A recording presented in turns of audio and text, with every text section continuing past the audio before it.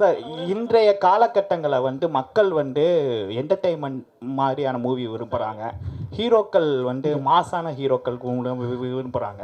So இப்படி இருக்கும்போது இன்றைய ஸ்டூடெண்ட்ஸ் இருக்காங்களே, அவங்களுக்கு இந்த மாதிரி 2K கிட்ஸ்னு ஒன்று சொல்லுவோம். இந்த மாதிரி ஒரு நபர் இருந்தார், இந்த நபர் இப்படி பண்ணாருன்னு சொல்லக்கூடிய வரலாறு வந்து தெரியாது. ஸோ இப்படி இருக்கும்போது இந்த மூவியை வந்து எப்படி அந்த 2K கிட்ஸ் அந்த சொல்லக்கூடிய வெகுஜன மக்கள் கிட்ட எப்படி கொண்டு போய் சேர்த்தா கரெக்டாக இருக்குன்னு சொல்கிறீங்க? என் படைப்பு உங்களை பாதிச்சுதா? வாழ்வியல் இல்லை, நீங்கள் பார்த்த வரைக்கும் இப்போ ஒரு துளி அதுக்கு தான் முன்னோட்டம், அது உங்களை பாதிச்சுதா? இருந்துச்சு சார். அப்போ உங்கள் வேலை என்ன வேலை? உங்கள் வேலை என்ன வேலை? என் படம் எடுத்துருக்க இருங்க உங்கள் வேலை எடுத்துகிட்டு போகிற வேலை. இந்த படைப்பு உங்களை உண்மையிலேயே ஈர்ப்பை ஏற்படுத்தியிருக்கும்னா, ஒரு உணர்வை உருவாக்கியிருக்கும்னா, இந்த வேலை என்னோட வேலை மட்டும் இல்லை, உங்களோட வேலையும். அதை நீங்கள் செய்யணும். சரியா? அப்படி செஞ்சாலே நீங்கள் 19 வயசு 25 வயசுக்காரனுக்குன்னு தனியாக படம்லாம் இல்லை. சொல்லிக்கலாம், எடுக்கலாம். சரி, எல்லா படமும் 20-25 வயசுக்காரனுக்கு படம் ஓடிடுதா? அவனுக்குன்னு எடுக்கிற படம் ஓடிடுதா? உச்ச நடிகன் நடித்த எல்லா படமுமே இது யூத்துக்காக எடுத்த படம் அப்படின்னா ஓடிடுதா? எல்லாமே 50-55 வயசு ஆனவங்க தானே இன்றைக்கி யூத்துக்கும் படம் எடுக்கிறாங்க. உணர்வு தான் தாக்கணும். இப்போ நான் பெரிய தமிழரசனை பற்றி சொல்லும்போது உங்களுக்கு சிலிர்ப்பு ஏற்பட்டு இருந்தால் அந்த சிலிர்ப்பு 20 வயசுக்காரனுக்கு ஏற்படும். அதுக்கு உச்ச நடிகன் தான் நடிக்கணும். அல்லது இது எடுத்துகிட்டு போய் சேர்க்க முடியுமா? இந்த புள்ள பிறக்குமா, பிறந்தா இது ஆனா பொண்ணா இருக்குமா, அது கல்யாணம் ஆகுமா, கல்யாணம் ஆனால் புள்ள பெக்குமான்னா புள்ளையே பெற்றுக்க முடியாது. நல்ல படைப்பை நாங்கள் படைப்பாளிகள் எடுக்க முடியும். கொண்டுட்டு போய் சேர்க்கறது அதே தாய்மை மனதோடு நீங்களும் அதை செய்யணும். உங்களுக்கும் அந்த பங்கு இருக்குது. சார் வணக்கம் சார். அவரு சார் சொல்லுங்கள் சார். வணக்கம். வணக்கம். வசனகர்த்தா சார் பேசும்போது ஒரு தலைவரை பற்றி பேசினார். நீண்ட நாளாக வந்து அந்த கொஸ்டினுக்கு ஆன்சரே இது வரைக்கும் கிடைக்கல. எந்த மேடையிலையும் அவர் வந்து பேசின மாதிரியே தெரியல. அதாவது என்ன சொல்லியிருக்காருன்னா, ஒரு சமூகத்து பொண்ணை கட்டு வெட்டு அப்படின்னு பேசினாருன்னு நீண்ட நாளாக அது போயிட்டு இருக்கு. ஆனால் அவர் பேசுனதுக்கான எவிடன்ஸ் இது வரைக்கும் எங்கேயுமே இல்லை. அது தொடர்ந்து அந்த குற்றச்சாட்டு வைக்கிறாங்க. உங்கள் மேடையிலையும் வந்து வசனகர்த்தா அதை சொல்கிறார். இது எந்த விதத்தில் நியாயம்னு நீங்கள் நினைக்கிறீங்க? அதுக்கான ஆன்சர் நீங்கள் தான் பண்ணணும். இல்லை, அவர் சொன்னதுக்கு நான் எப்படிங்க பண்ணல? இல்லை சார், நீங்கள் தான் படம் எடுத்து என் படத்தில் இருக்கா? உங்கள் படத்தை இல்லை, என் படத்தில் இருக்கா? உங்கள் படத்தோட வசனகர்த்தா பேசி இல்லை என்ன கேளுங்க. இல்லை சார், அதான் உங்கள்ட்ட நீங்கள் கேட்குற கேள்விக்கு கேட்குற கேள்வி அறமான கேள்வி இல்லைன்னு உங்களுக்கு பின்னாடி இருக்கிற நம்மளுடைய ஊடக சகோதரர்கள் சொல்றாங்க. அதுக்கு நான் பதில் சொல்லக்கூடாது, சொல்றது நியாயமும் இல்லை. ரெண்டாவது, அது இதுக்கான இடம் இல்லை. என்னகிட்ட கேளுங்க. சரி சார், உங்க படம் இரு வேணாம்.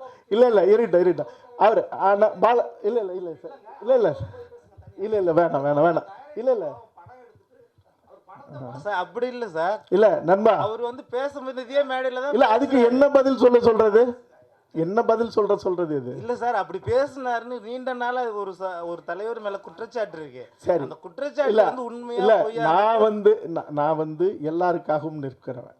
அதுல நீங்க உங்களுக்கு நம்பிக்கை இருக்கா சார்? அடுத்த மேட்டர் போறோம் சார். அடுத்தது சார், காடுவெட்டி குரு இருக்காருல்ல, அவங்க ஃபேமிலி வந்து அவருடைய மறைவுக்கு அப்புறமா என்ன அவர் கம்ப்ளைண்ட் பண்ணாங்கன்னா, அவங்களுடைய இனத்தாரே அவருக்கு வந்து துரோகம் இழுத்ததா வந்து ப்ரெஸ் மீட்லாம் வச்சு சொன்னாங்க. அதை பற்றி இதில் காமிச்சிருக்கீங்களா?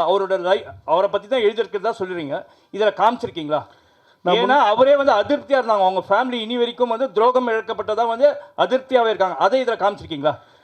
ஒரு விடயம் என்னன்னா, நான் துளசி செடியை தேடி போகிற ஒரு வேட்டைக்காரன், கஞ்சா செடியை தேடி போகிறவன் இல்லை.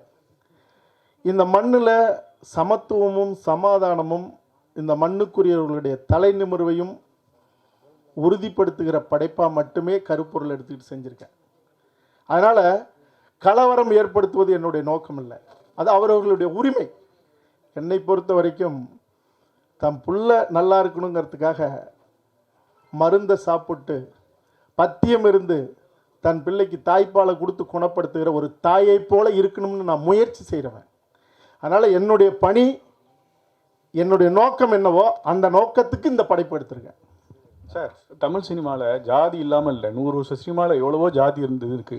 சமீப காலமாக கர்ணன் வருது, அசுரன் வருது, திரௌபதினு வருது, படையாண்ட மாவீரன் வருது. இன்றைக்கு உள்ள அந்த ஒரு ஆரோக்கியமான அந்த யங்ஸ்டர்ஸ்குள்ளே இது வந்து மோதலை ஏற்படுத்துவதா? மாறி மாறி நீங்கள் வந்து இப்படி உங்கள் படைப்பு அவங்க சொல்லுதோ, அவங்க படைப்பு சொல்லுதோ, ஒரு வன்முறையோ ஒரு மோதலையோ ஒரு ஜாதி பாசத்தையோ இல்லை ஜாதி வரியோ ஏற்படுத்தாதான். இவ்வளோ நேரம் உட்காந்துருந்தீங்க, என்னுடைய முன்னேற்றத்தை பார்த்தீங்க, பாடலை பார்த்தீங்க. உங்களுக்கு எங்கேயாவது ஒரு சின்ன ஒரு அதிர்வு, எதிரான ஒரு மனநிலை என் படைப்பிலிருந்து உங்களுக்கு ஏதாவது வந்து சேர்ந்துருக்கா?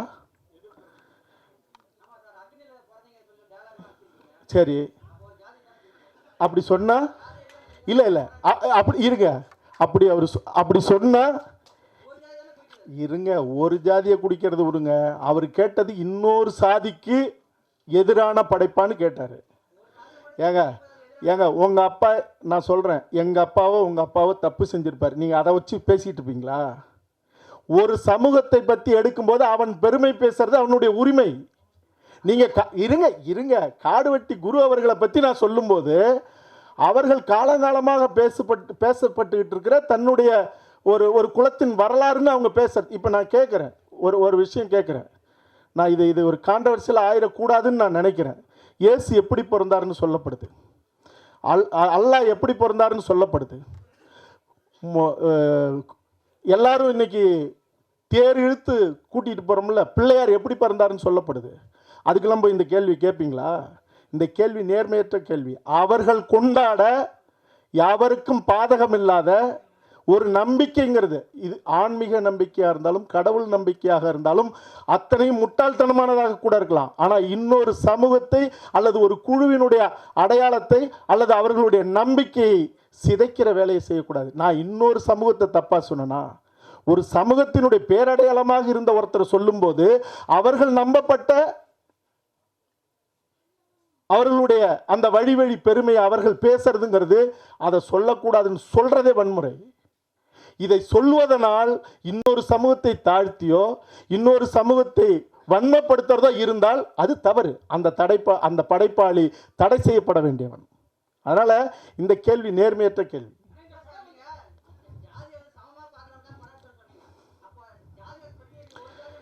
நான் கேட்கிறேன், சரி சரி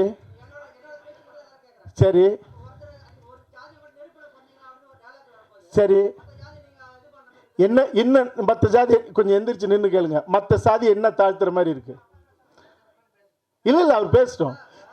ஒருத்தன் தன்னுடைய பெருமையை பேசும்போது இருங்க இருங்க, அது எப்படிங்க? அது என்னங்க இது?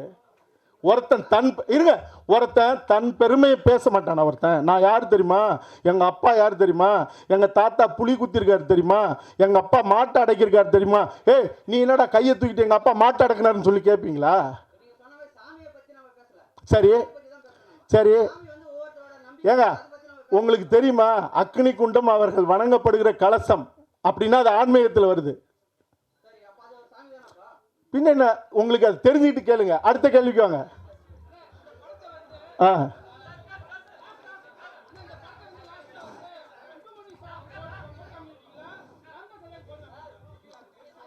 இருட்டு கேட்கட்டும். இப்ப என்ன கேட்டீங்க?